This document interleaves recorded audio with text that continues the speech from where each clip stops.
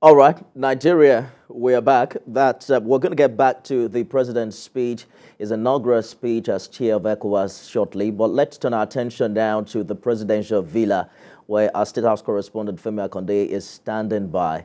Femi, let's explore some developments back at home while the president was away. The APC has now postponed its national caucus and NEC meetings that were supposed to hold today and tomorrow to next week. You spoke with the party's national chairman yesterday. You seem to have played down the crisis within the party post-election, right? Yes, indeed, Lifemi, the party chairman, Senator Abdullahi Adam, was trying to be very diplomatic in that interview you referred to. You know, he denied any rancor within the All Progressives Congress. But, you know, people watching from outside can tell that indeed it appears all is not well in the APC. And some people have been speculating that there are also some forces against the national chairman who are working to ensure that he's removed as the chairman. Well, some of the perceived sins, I should say, of Senator Abdullahi Adamu predates the administration of Bola Ahmed Tinubu during the campaign leading to the victory on the ballot, and even how after he emerged as the chairman of the party, a lot has happened within that short period of time. And what the party is also grappling with now is trying to manage the success it got at the polls. And there are also speculations about his relationship with the president. I particularly asked him if indeed there's a frosty relationship with President Bola Tinubu. And if I may, let's hear his response to my question.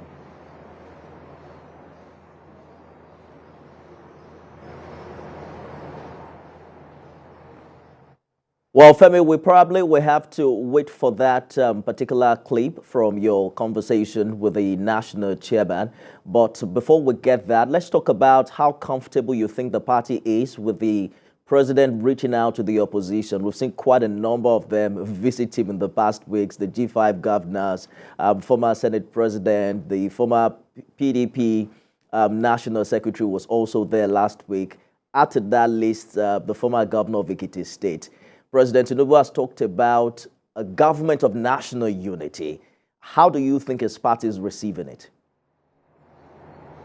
Well, if I may, again, I'll refer to that interview I had with the national chairman of the party. You know, he said that as soon as President Bola Tinubu won that election, he became the president of Nigeria, no longer the president of APC. So he's free to interact with Nigerians from all walks of life.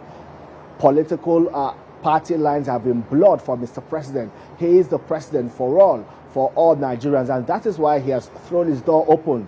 President Bola Tinubu said he's going to run an open door policy, and he has literally done that with the caliber of people we see coming into the presidential villa to visit him. We have seen prominent members of the opposition party coming to meet with the president, having a long conversations with the president. We have seen the former governor of Kano State, who also contested the presidential election, Rabi Musa Kwankwaso. He met with the president, had about a 3-hour-long meeting with him. We have seen Ayim Pius Ayim, we have seen Olesa Metu, we have seen Ayo Fayoshe, and so many of them coming in to meet with the president. And they are also saying that, well, indeed, it's good to commend the president when he's doing well, and it does not matter if he's from their own political stock or not. What matters is that the actions of President Bola Tinubu are in the interest of Nigerians. Well, if I'm hearing that video I referred to, that response to the question on the relationship between the party chairman and President Tinubu is now ready. So let's listen to his response to my question, if any.